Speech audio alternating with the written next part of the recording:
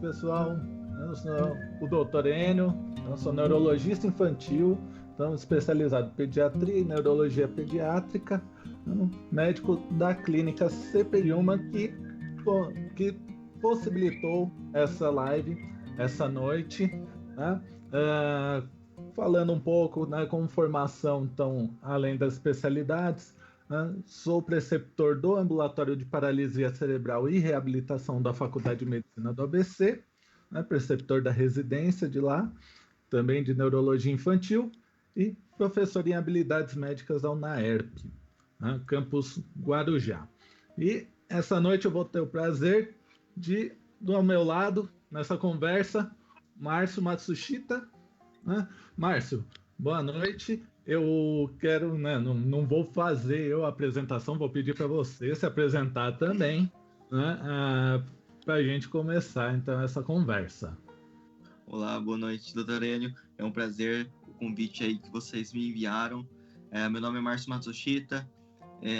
Eu sou um psicólogo clínico aqui de Americana. Eu tenho na região de Americana mesmo, um pouquinho longe aí, mas não tanto.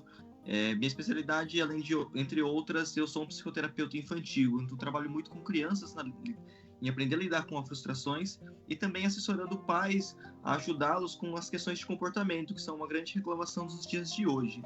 E hoje, mais do que nunca, nesses desafios que estamos enfrentando, conversar aí, ter um papo super legal com esse neuro magnífico. Obrigado pelo elogio, né? E é justamente, né, esse momento, né? Não é uma conversa simplesmente sobre o comportamento pais e filhos, é um comportamento de pais e filhos, né? Como pais, como indivíduos também, né? Não só com função de pai, porque afinal você não é 24 horas pai, você também tem seus anseios, né? Ver essa relação nesse contexto que a gente está, no momento de quarentena, né, pelo famoso já Covid-19. Né? Então, queria saber, nesse momento, o que você está vendo também sobre esse contato, né, com os pacientes, as pessoas à nossa volta, essa condição que eles estão se apresentando, né? Sempre que a gente conversa com alguém, eu estou me sentindo muito numa interface, né? Ele falando sobre uma situação que a gente também passa, né? Eu queria saber de você a opinião. Tá sendo um desafio muito grande. A gente começa a perceber aí que os tempos de isolamento e de medo, dado toda a incerteza que a gente está vivendo, tanto pelo Covid-19, até mesmo com a incerteza financeira, está causando muita frustração, tensão e ansiedade dentro das pessoas, né? Tudo isso, todo esse estresse gerado, ele está um pouquinho complicado. Começa a perceber que até mesmo nos atendimentos clínicos, a preocupação hoje não é que não é mais a melhora do problema anterior, mas talvez a preocupação de não se piorar diante desse cenário, mas também na minha vida pessoal, né? Porque como o senhor bem colocou, é uma crise que, diferente de todas as outras já enfrentadas em clínica, a hora que o atendimento termina, eu também estou enfiado nisso tudo. Então eu também tenho a minha família para cuidar, eu também tenho os meus relacionamentos, e pessoalmente falando, foi até um choque um pouco para mim esses últimos dias, eu conversando com alguns amigos, e percebendo quanto que até os mais bem-humorados, aqueles que no começo se mostraram bem resilientes de lidar com tudo isso, de repente o desânimo começa a subir um pouquinho e o medo mesmo começa a se instalar.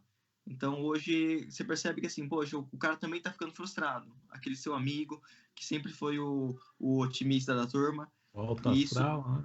Isso. Então você começa a perceber que sim, essa situação ela causa assim, em algum nível, um dano, né, emocional nas pessoas, e isso obviamente reflete em muitos contextos.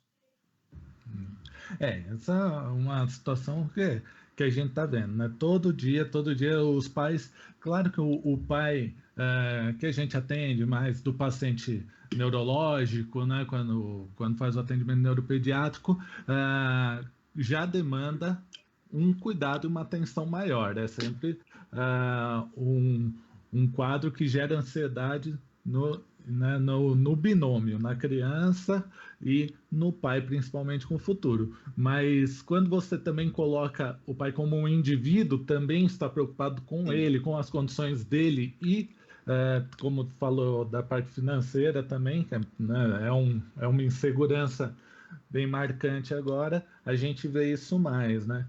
É, eu acho legal a gente começamos falando, né, sobre esses primeiros anseios, até para mostrar um pouco do teor da conversa que a gente vai passar aqui, né, e pedir para quem está ouvindo a gente, que está assistindo a gente, seja pelo Facebook, seja pelo Instagram, lá nos banners tem o nosso contato de WhatsApp, tem o direct do Instagram, tem a mensagem privada do Facebook, que vão ser ferramentas que eu peço, se tiver alguma dúvida, se quiser perguntar alguma coisa, faça por esses meios, faça, né, pelo WhatsApp ou pelas mensagens diretas, não só comentar no post, porque aí no final a gente vai responder algumas perguntas, tudo bem, pessoal? E sim, né? Essa questão, eu acho que a questão da ansiedade são por dois fatos, né? Além do medo em si do vírus, é a não perspectiva de tempo, né? Se tivesse uma data para acabar, quando a gente tem um estresse e uma data para acabar, é mais fácil. Agora, toda vez que você vê uma notícia de estender, será que é 6 meses? Será que é um sim, ano? Né? Isso vai que também você não ter um foco, né? sim. É difícil você ter uma situação que você sabe que você tem que aguentar, mas você não sabe quando vai chegar o fim. Essa incerteza toda aí, ela se torna muito difícil, porque nesse controle que o ser humano gosta de ter sobre o tempo, a gente perde completamente. A gente não sabe mais que vai ser o mês que vem, a gente não sabe quando vai ser essa possibilidade, como você bem colocou, e quando que tudo isso vai mudar.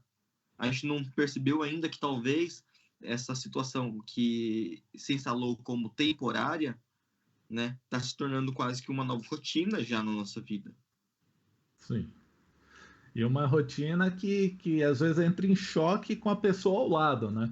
Porque você ter a rotina de sair, ir para o trabalho, ter o estresse em um outro local e depois voltar para casa é uma coisa. Agora, quando você está trabalhando e o maridão ou o filho está num outro ritmo que não o seu de trabalho, isso também vai causar, né? Então, isso vai mudar muito também com o contexto da casa da pessoa. Um apartamento, é um lugar que tem um local aberto, que tem a possibilidade, né, de fazer uma atividade externa sem contato com outras pessoas, né, seguindo a recomendação do OMS, eu acho que o ambiente também vai interferir bastante, né? Sim.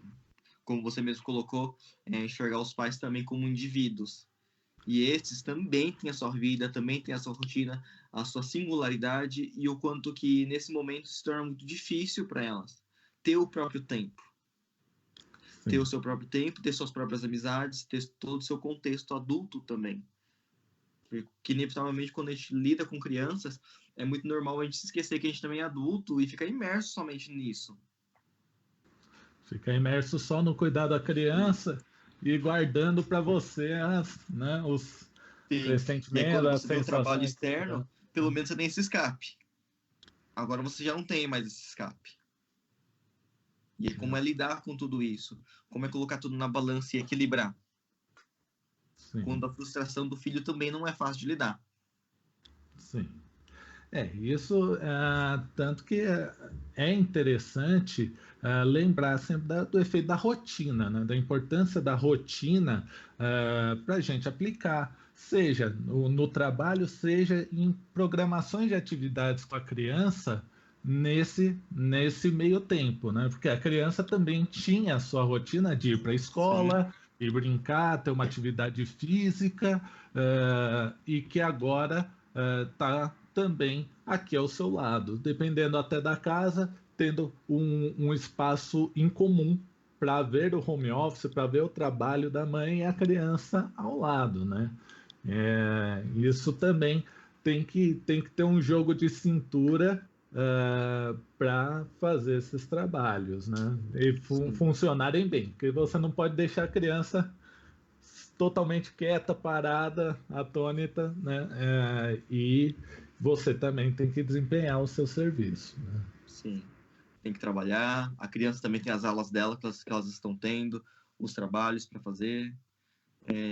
Percebo algumas dificuldades com alguns pais, porque as crianças pensam que estão de férias, então gera todo esse desconforto de excesso de liberdade, de dificuldade de manter as crianças, querendo ou não, as crianças, mais do que nunca, elas têm contato hoje com os pais, elas estão querendo essa atenção, como você falou, a rotina ela é importante, é óbvio que a rotina não tem mais como ser igual a de um mês atrás, ela é diferente, o que não significa que a gente não possa organizar de algum modo a nossa vida, o que é um horário de trabalho para quem está trabalhando, o que é a minha hora de cuidado pessoal, seja para fazer algum exercício, seja para fazer alguma leitura, assistir uma televisão, que é um cuidado pessoal de qualidade de vida, isso é individual de cada um, como também o momento familiar. Quando vai ser esse momento familiar? Quando que a gente vai ter essa integração da família nesse momento, que, ao meu ver, é um dos momentos mais importantes, porque a gente está vivendo um momento de frustração enorme, e mais do que nunca essa família tem que se tornar unida, ter essa rede de apoio dentro da própria casa. É claro que também não precisamos fazer aquelas rotinas e roteiros monstruosos do Super pessoal que é rígidos.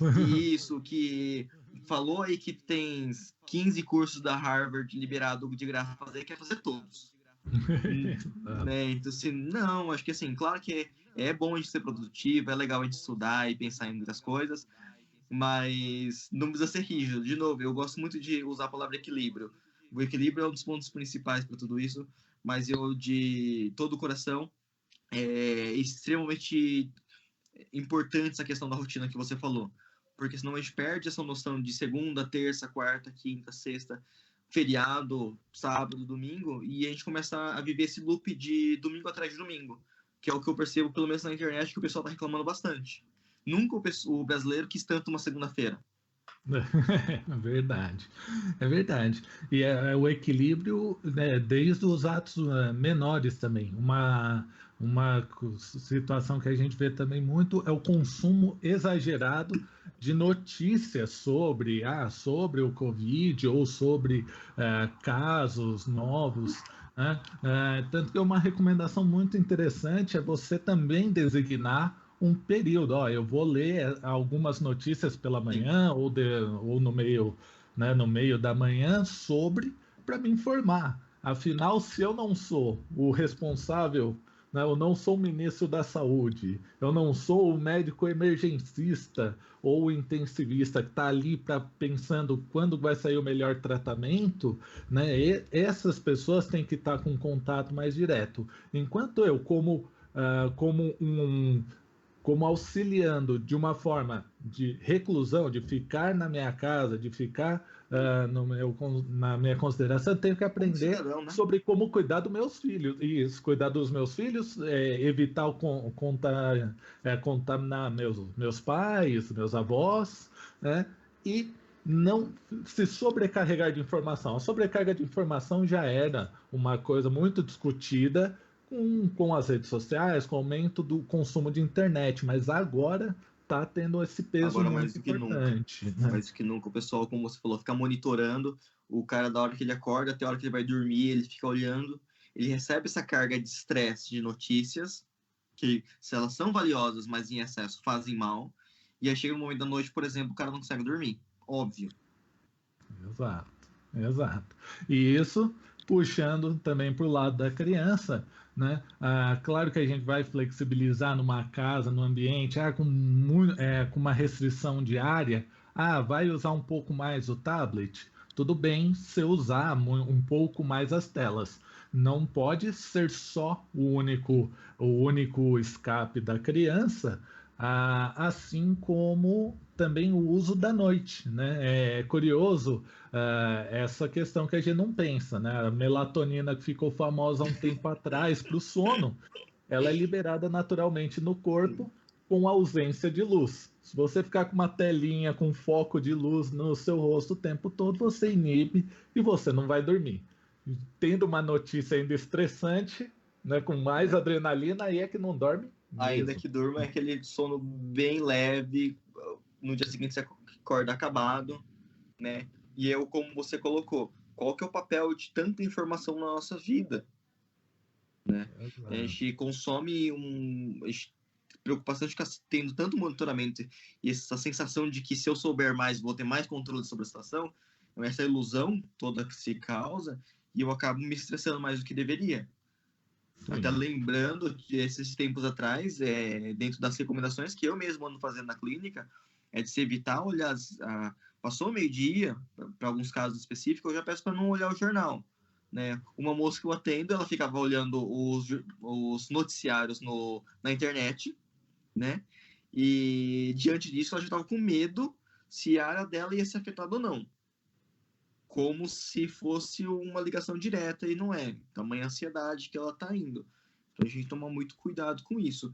E até aproveitando que você falou com a questão das crianças, eu acho que é muito importante a gente pensar também. É claro que a gente precisa informar as crianças. No entanto, existe limite. A gente tem que tomar cuidado para não criar uma situação potencialmente traumática para essa criança. Né? Acho que informar é uma coisa. Assim como a gente pensava naquelas educações, eu lembro da minha infância com relação à dengue, por exemplo, que a gente tinha toda a educação sobre, a mesma coisa é preciso conversar com as crianças, mas também evitar o excesso de informação e, de novo, esse medo apocalíptico que se cria dentro da cabecinha de uma criança. Sim, sim. Porque da mesma forma, se a gente olhar um pouco para trás, a gente aprendia com aquela música do Arnaldo Antunes, né? Uma mão lava a outra. Ninguém te explicava de bactérias, micróbios, proliferação viral. Isso não, né? Isso não é o contexto para a criança. Ela tem que saber se cuidar, né? Então, a gente tem que orientar as questões de higiene, colocar não só como uma conversa, mas fazer até como uma parte que vai ajudar nesse dia a dia dela. Você vai preparar uma refeição? Coloca ela junto ali na pia, ela só de manipular um pouco um alimento, alguma coisa, e já lavar a mão ao fim, tudo já é um jeito de ensinar e ocupar o tempo dessa criança, né? Além do a grande contato criação do hábito.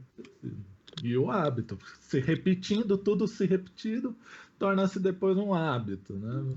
O tratamento paulatino dele, né, tem essa importância. Né?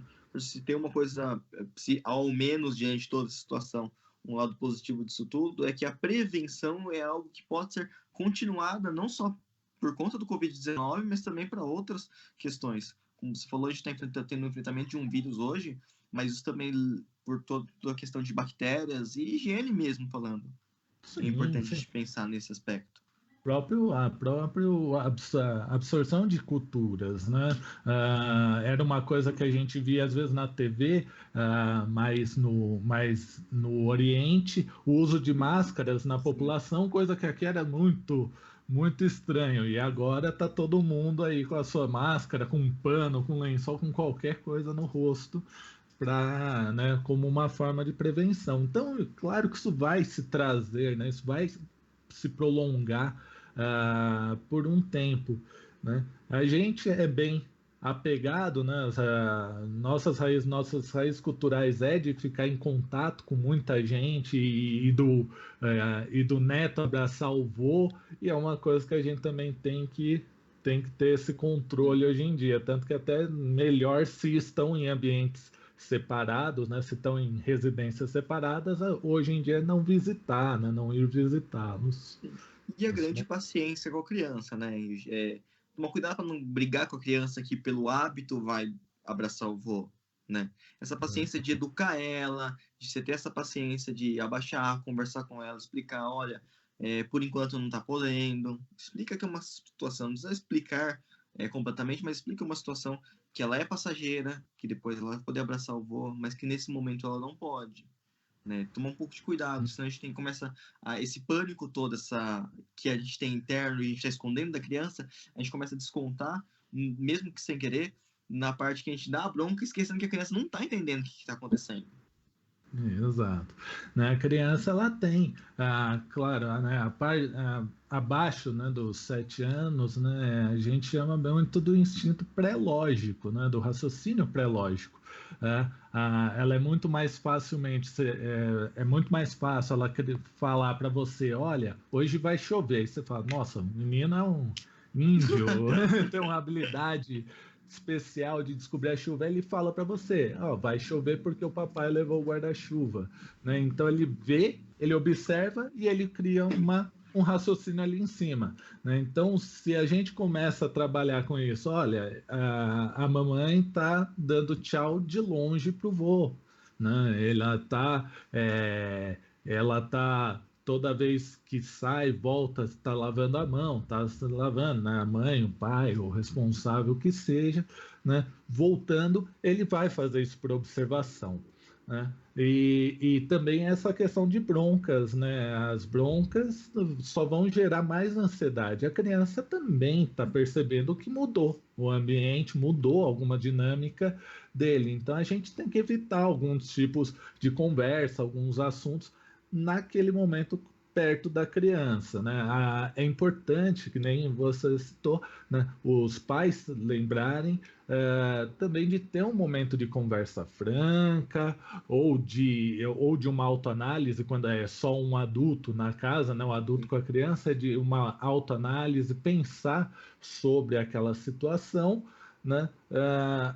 E buscar, se necessário, claro, ajuda ou conversa em alguma esfera quando se sentir ansioso. Mas para depois também dar esse apoio para a criança que está sentindo um Sim. ambiente diferente, né? Eu gosto sempre de colocar, né? Imagina que nós, adultos, já estamos um pouco perdidos com tudo isso. Lembrar, poxa, ela é uma criança, ela também está perdida com isso.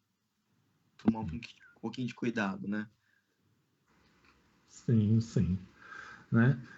Bem, e eu acho interessante agora a gente começar a pensar, né? Vamos responder as perguntas, né? Bora.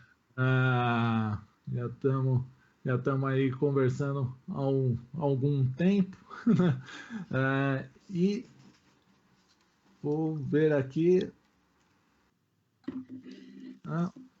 uma pergunta, acho que mais para o lado do Márcio agora, né? Ó, como lidar com a frustração mesmo quando você está trabalhando, está cuidando da casa, da família e mantém ainda pensamentos negativos, mantém uma ansiedade. Então, assim, a pessoa já fez meio que o que a gente conversou, né? Já tentou se organizar, mas mesmo assim ela internamente tem ainda todas as suas inseguranças. O que você poderia ajudar? Ó, Aí. uma dica que eu posso te dar, né? Sempre lembrando que a gente está falando de um aspecto bem mais generalizado, a gente não está entendendo direito qual que é o histórico dessa pessoa, mas olhando por esse cenário essa pessoa colocou, procura uma pessoa de confiança e desabafa, né? Tem esse ombro amigo de perceber, porque se você já tentou por si só trazer um equilíbrio, né, e você está tendo essa dificuldade, compreenda que você não está sozinho e tem uma pessoa com quem você pode conversar, desabafar, liberar essa frustração de uma forma saudável, né? E que você tenha essa parceria junto com ela, né? Lembrar sempre, o ser humano é um ser social.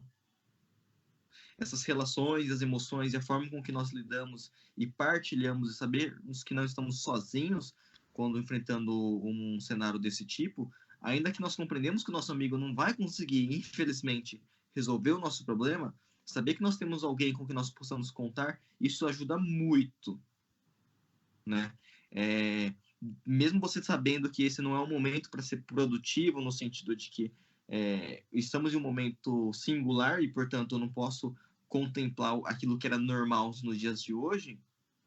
Se eu tenho essa dificuldade, acho que o ideal vamos procurar uma pessoa que você ama, que você gosta, aquele seu amigo, aquela sua amiga, e ter um bom contato, ok? Nesse sentido. Eu vejo muitas pessoas fazendo de forma a quebrar, marcando reuniões de amigos online, e a tecnologia nos ajuda em algumas ferramentas nesse sentido, ok? Só tomar um pouquinho de cuidado aí que eu vou trazer de alguns relatos que eu ando ouvindo de pessoas que fazem happy hour todos os dias, ok? Isso já não é interessante. O consumo de álcool excessivo em isolamento ele é pior do que o consumo de álcool excessivo normalmente. Eu gosto sempre de dizer que tudo que se tem que criamos uma função na nossa vida, a gente tem que tomar cuidado para não criar um tipo de vício. Mas a minha dica aí para essa pessoa que fez essa pergunta é justamente isso. Você está frustrada, você está assustada, você não está muito bem, conversa com uma outra pessoa. Isso tende sim a melhorar seus sentimentos e melhorar a forma com que você está se sentindo e lidar com essa autocobrança que você está tendo.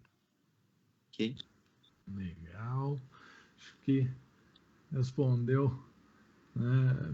Muito legal esse questionamento, né?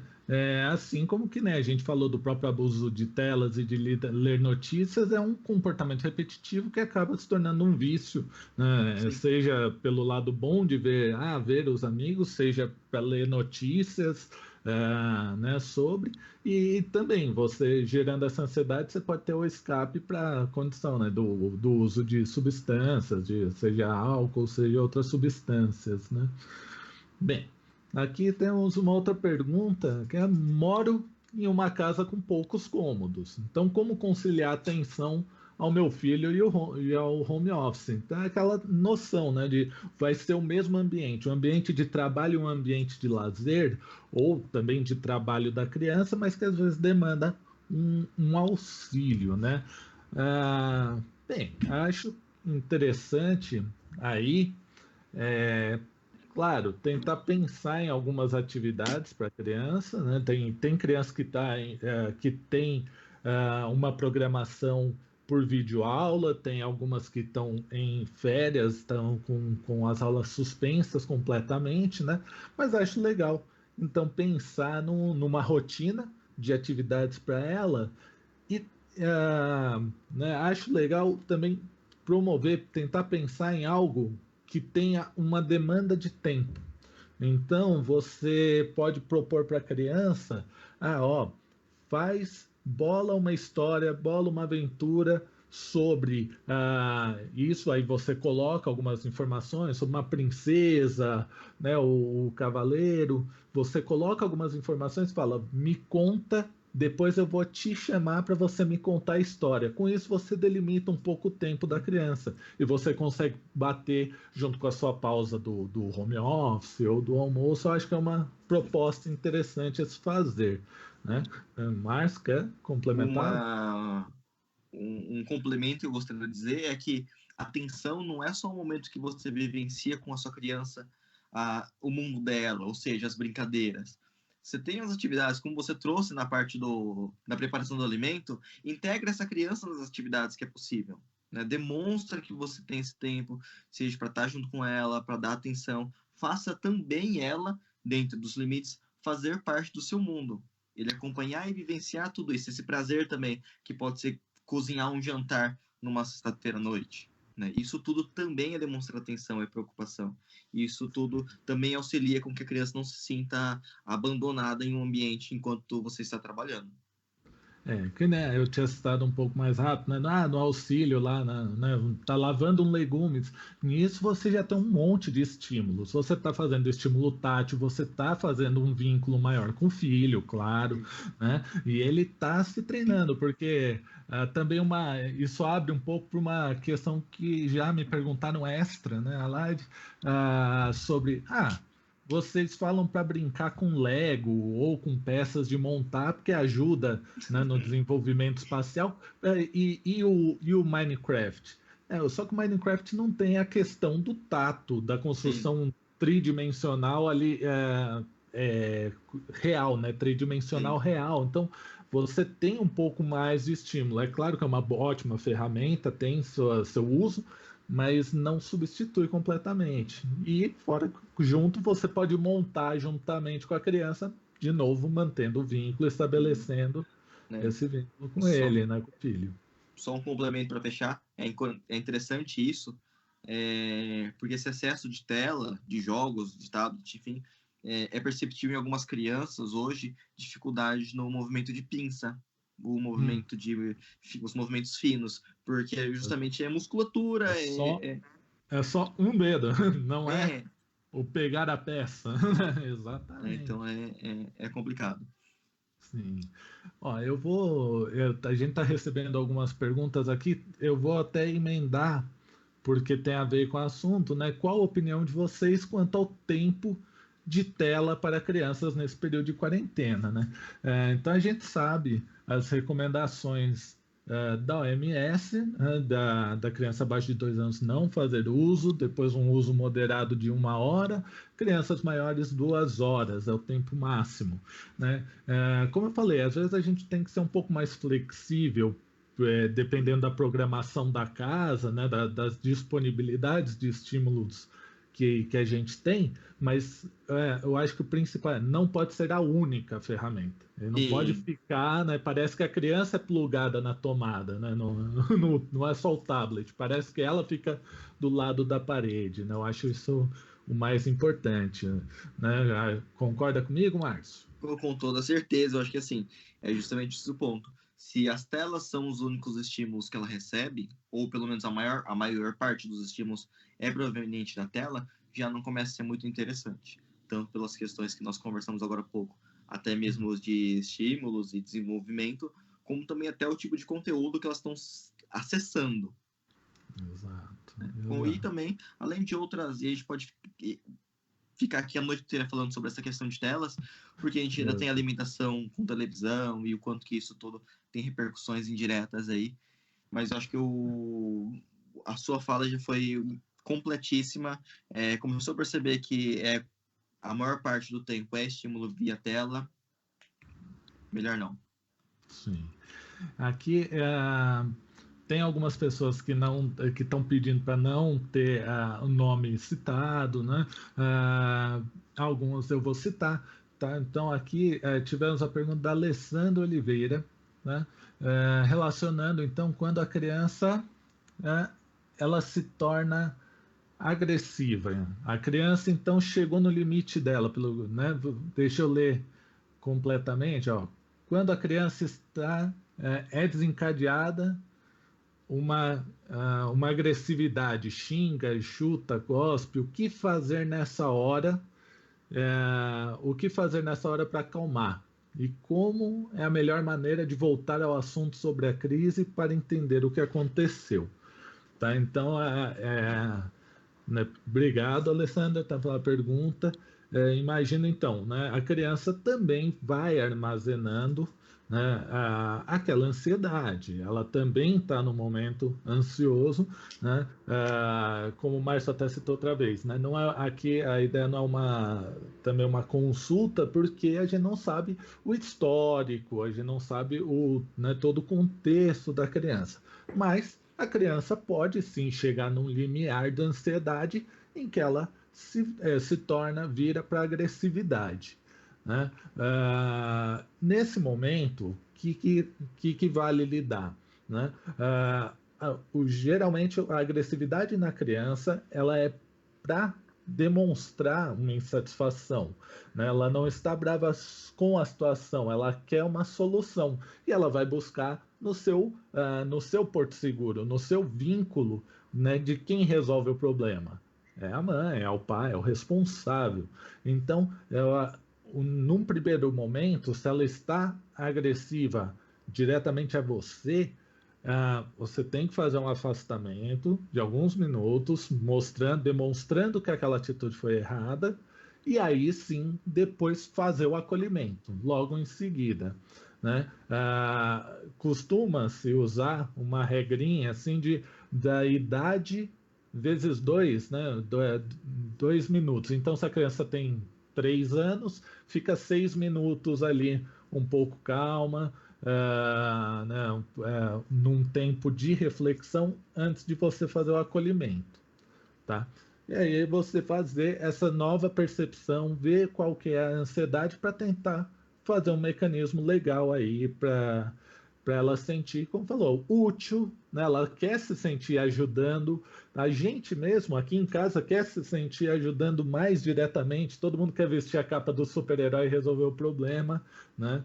nesse momento a criança mais ainda, né? Márcio, quer complementar alguma coisa? Complementando só, lembrar sempre as emoções, todas elas, inclusive a raiva, elas são saudáveis, a gente tem que tomar cuidado para não reprimir elas.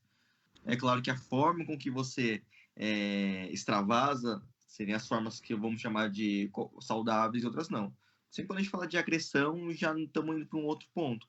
E é importante a gente tomar cuidado de não reforçar esse tipo de comportamento, seja por também ter esse processo de agressão. Então, a gente responder violência com violência é um processo que reforça, como também o simplesmente acatar e fazer a criança ganhar simplesmente pela agressão também reforça esse tipo de comportamento. Tome um pouco de cuidado. O que eu diria aí, só complementando a resposta do Dr. Enio, entenda o que aconteceu, ajuda ela a entender essa frustração, ajuda ela a lidar com ela, né? Faz a criança enfrentar a frustração, porque é importante também ela ter esse treinamento e esse trabalho para ela conseguir desenvolver uma resiliência, mas também perceba, se isso está se tornando uma questão muito frequente, o que está frustrando ele tanto, assim, o que pode ser realizado? Como é que eu posso ensinar o meu filho a se comunicar melhor para ele não chegar nesse limiar que ultrapassa? Eu diria esse ponto. Tão importante quanto a crise é o que vem antes da crise, qual que é essa frequência que acontece, e ter essa conversa com seu filho, de novo, uma conversa não é uma cobrança, não é uma briga, justamente procurar entender esse mundo dela, para que nós, como adultos, conseguimos ajudar ela a lidar com tudo isso.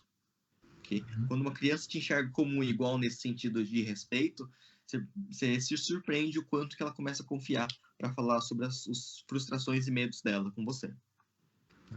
Essa é uma pergunta interessante do Igor Videira, né, que fala que as crianças, né, ficam perdidas e com a ansiedade a mil.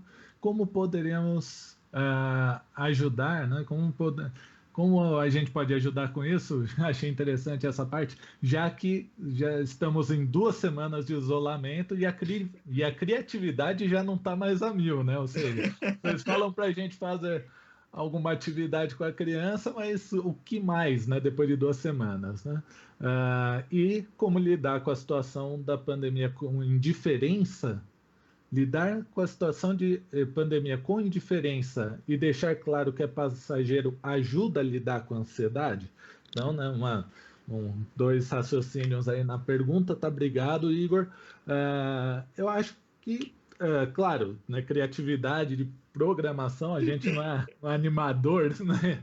Animador de excursão, mas eu acho que você pode, mesmo numa limitação de atividades, você pode melhorar as habilidades de uma atividade. Então, no desenho, pode ir desenhos mais complexos, você criar ganhos, né? Criar vitórias, coisa que, para quem até já está acostumado com jogos online, vê muito, né? Você, a cada pequena etapa, você ganha um prêmio, você ganha uma menção de uma vitória. Então, você melhorando uma habilidade de desenho, de escrita, tudo, e dando reconhecimento em pequenos passos, você vai estender uma atividade por muito mais tempo. Eu acho que é mais por aí. E na segunda parte, de falar, lidar com indiferença, né, sobre a pandemia, falar que é passageiro ajuda, desde que a criança não esteja ansiosa com isso. Se ela não está ligando, ou o próprio, né, um cônjuge, qualquer pessoa, né, não precisa ser só o filho, mas se a pessoa não está ligando muito, não tem por que ficar provocando, né? Agora, eu acho que se ela está ansiosa com aquilo, tem que haver um acolhimento. Sim. Tem que haver um acolhimento e uma conversa, né? Só deixar para lá, você só está interiorizando, né? Sim. Mas, por favor. O que eu colocaria assim, é até pensar assim, com relação às brincadeiras, a questão da criatividade não está mais a mil. Também se questionar até que ponto que quem está cansado das mesmas brincadeiras sempre, se é a criança ou se é o adulto. Porque tem criança que assim, você pode brincar da mesma coisa sempre e ela vai adorar sempre. E isso que você falou dos níveis é muito legal. Mas toda brincadeira que a gente cria, que a gente pensa, se a gente conseguir pensar em níveis, principalmente para poder adaptar a diferentes crianças, a diferentes idades, e começando por aí, e cada vez criando níveis difíceis, até que vai chegar um nível que muitas vezes os níveis se tornam até desafiantes para nós adultos. Mas acho que tudo isso é interessante. Então, os desafios pode ser... eu costumo fazer, hoje nem tanto, mais por conta da idade do meu sobrinho, quando ele era menorzinho, uns 4 anos de idade, eu fazia pequenos labirintos de almofada na sala. Então, obviamente, no começo era mais fácil. E aí depois, quando acabou, óbvio, as almofadas, porque a sala não é tão grande. Então, às vezes era tempo, às vezes era você só pode ir com uma perna. E por aí você vai começando a criar as ideias mais cabulosas. Isso, como você falou, estende muito. Mas também, como eu disse, né, também se permita vivenciar. Não é porque a gente falou que telas fazem mal, que você também não pode ter um momento assistindo um filme, com um desenho com o seu filho. Né? Isso também é um momento, se você tiver, óbvio, inteiro nesse momento, isso também é um tipo de momento de atenção, porque você começa a entender da vida dos seus filhos e poder conversar, inclusive, com eles. Procurar entender que é igual quando você chama o seu parceiro ou parceiro para assistir um filme e ele só fica no celular, e depois ele não consegue conversar com você sobre nada. Você não fica frustrado, com raiva?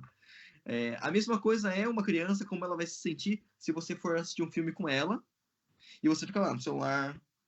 Se chegar depois do filme, você não saber nem qual é o nome do personagem principal. Essa ideia, tudo isso ajuda muito aí nesses momentos. E eu particularmente, acho que esse é um dos momentos bem interessantes para a gente começar a entender até o que as crianças estão assistindo. Porque hoje, com a facilidade de Netflix, de YouTube, de tudo isso, às vezes a gente perde o controle do que elas estão assistindo. É importante até a gente entender melhor o que é esse mundo aí da juventude de hoje. Apesar de sempre que eu vou falar isso, eu me senti um velho. Mas é importante. Né? A gente vai responder mais 2 perguntas aqui. Gente, obrigado pelas dúvidas. Algumas a gente até foi vendo aqui, são específicas, tem especificidade, porque a criança já tem alguma condição clínica, que faça um segmento. A gente, como é uma conversa mais ampla para uma ansiedade, eu peço essas dúvidas mais específicas, com algumas condições, pode mandar no direct, a gente também vai manter aí um canal, tá?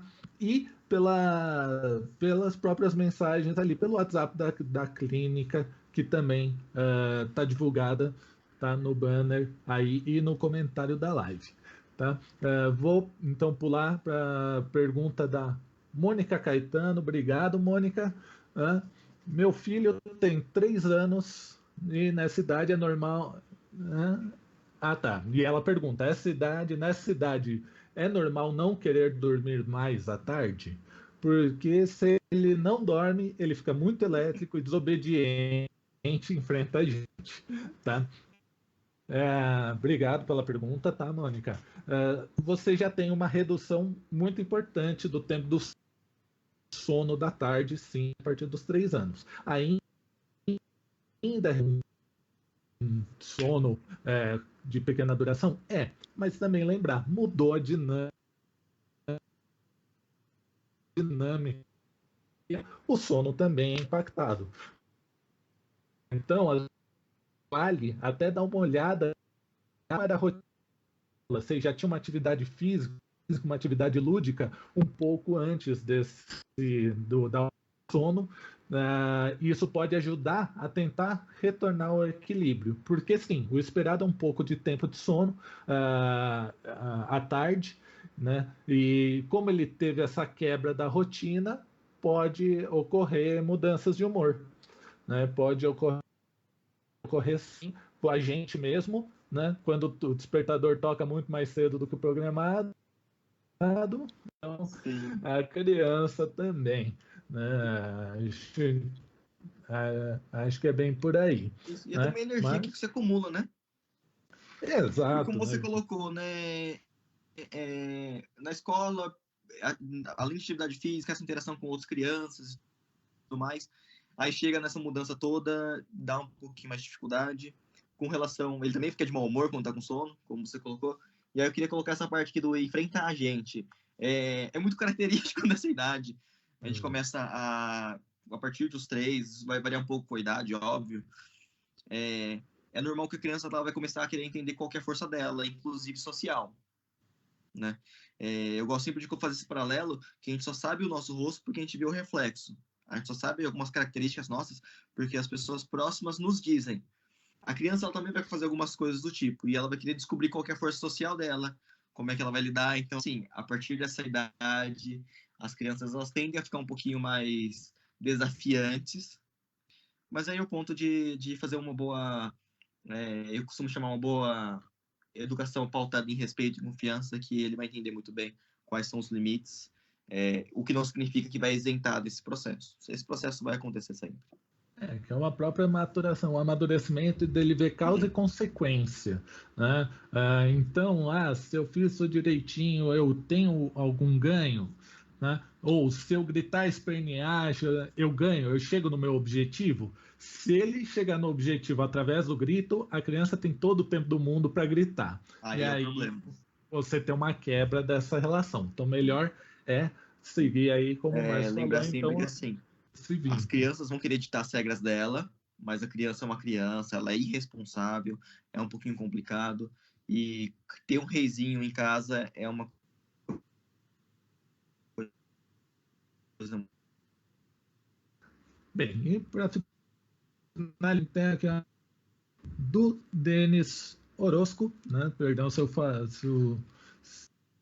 pronunciei de forma errada o sobrenome. Obrigado pela pergunta. Qual a perspectiva de vocês para a duração desse período do corona? É, a questão da duração, bem, vai levar em consideração uma série de fatores aí.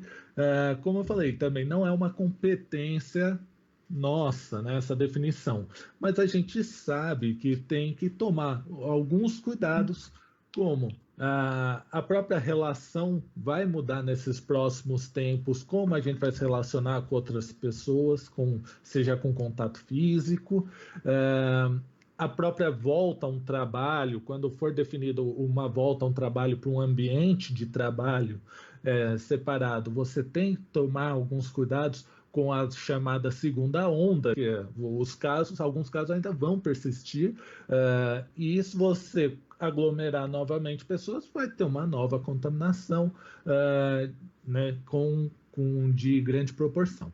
Né? Então, acho que o principal agora focar no nosso cuidado, né? Porque vão depender de algumas informações extra, né? De novo, aquela questão do não está na nossa casa, a decisão não está aqui, né? A gente tem que se informar, claro, de forma pautada, de forma tranquila sobre essas informações, e a gente vai tendo um estudo de tempos em tempos. Afinal, as próprias órgãos, né, responsáveis estão fazendo liberações ou concessões ou restrições a cada 15 dias, a cada 10 dias, de acordo com informações né, do risco de contaminação, do número de casos e por aí vai, de acordo com os países. Né? Márcio, quer comentar alguma coisa? Acho que mais do que já foi dito é bem difícil, como foi bem explanado, é difícil de falar sobre duração.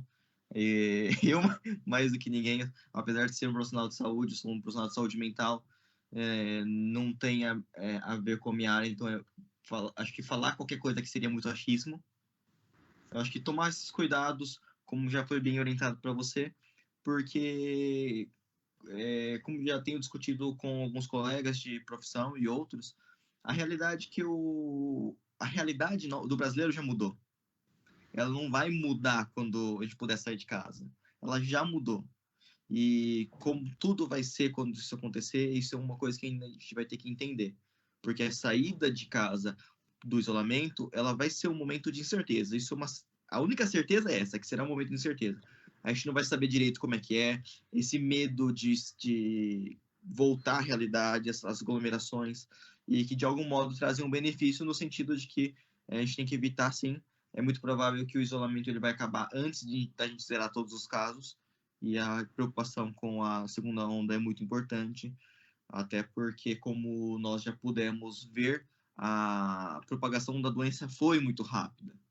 Então, tomar esse cuidado aí, galera. E lembrar sempre, quanto mais nós respeitarmos as orientações de isolamento, a tendência é que a gente consiga diminuir antes o tempo. Ok? Exato. Mais um tempinho junto, mais um tempinho nessa condição para depois estar mais rápido junto, né? É a lição aí. Bem, então eu queria de novo, Márcio, obrigado por essa conversa. Eu acho que foi muito legal, né? Também para mim, para ouvir também esse ponto de vista, né? E também agradecer ao pessoal por essas perguntas, né? A nossa ideia é fazer mais algumas lives aí, convidando também profissionais de outras áreas para dar do nosso ponto de vista, porque é junto que a gente vai conseguir agregar, trazer o máximo de informação, trazer o máximo de ajuda, né, para essa situação. E lembrar que perguntas, curiosidades, interesse por quando você extrapola essas queixas que a gente falou, quando a ansiedade não tem, né, tem uma dificuldade maior de controlar, quando você já não está conseguindo fazer essa modulação por si só, é interessante a busca de um profissional. Então, estamos aqui à disposição novamente, né? O número do WhatsApp lá da clínica está lá. Também temos o link do perfil do Márcio também. Queremos, né? Então, queria agradecer, Márcio. A palavra é sua aí para finalizar. Para finalizar com mais alguma questão queira falar? Eu tenho um agradecimento muito grande a vocês por estar dando essa fala. Esse momento que eu percebo que ele é muito cuidadoso, a gente tem que tomar um pouco de cuidado. O brasileiro ele está aprendendo que amor, que afetividade não necessariamente é o contato físico que traz, que o mais importante é essa conexão que seres humanos têm por seres humanos, essa conexão que nós podemos criar até mesmo numa conversa aí com alguns quilômetros de distância por meio de uma tecnologia. Então, a minha fala é essa. Lembrem-se, pessoal, o isolamento ele é físico. O isolamento ele não é social no campo que a gente não pode contatar familiares e amigos e pessoas próximas. Então, contatem, façam reuniões de família, procure as pessoas que você ama e que você confia num momento destes. Ok? E, claro, precisando, só mandar uma mensagem lá no perfil que eu estou respondendo. Não é uma ilha, não estamos numa ilha deserta, né? Hoje em dia temos essas ferramentas, e essas ferramentas estão ajudando a gente até também no próprio atendimento aos pacientes, a partir da telemedicina, né? Que a gente está disponibilizando na clínica. O Márcio também está fazendo seu trabalho, né, de divulgação também, né, pelo uso de ferramenta. Tá? Então, consulta, se tiver um interesse, a consulta presencial ou de telemedicina, a gente também está disponível aí pelos né, contatos, seja Facebook, seja WhatsApp, seja Instagram. Tá bom? E queria agradecer a vocês que também assistiram por esse tempo a live. Tomara que tenham gostado. Comentem também se tiver tiver alguma crítica também para a gente ir se aprimorando nas próximas gravações, nas próximas edições. Tá bom? Sugestões, né? Sugestões, de claro. profissionais. Sim, de temas, estamos abertos para o que for. Tá bom? Então, novamente, obrigado, gente. Tudo de bom. Fique em casa, lave as mãos e cuidado. Bom final de semana, galera. Bom fim de semana. E boa Páscoa.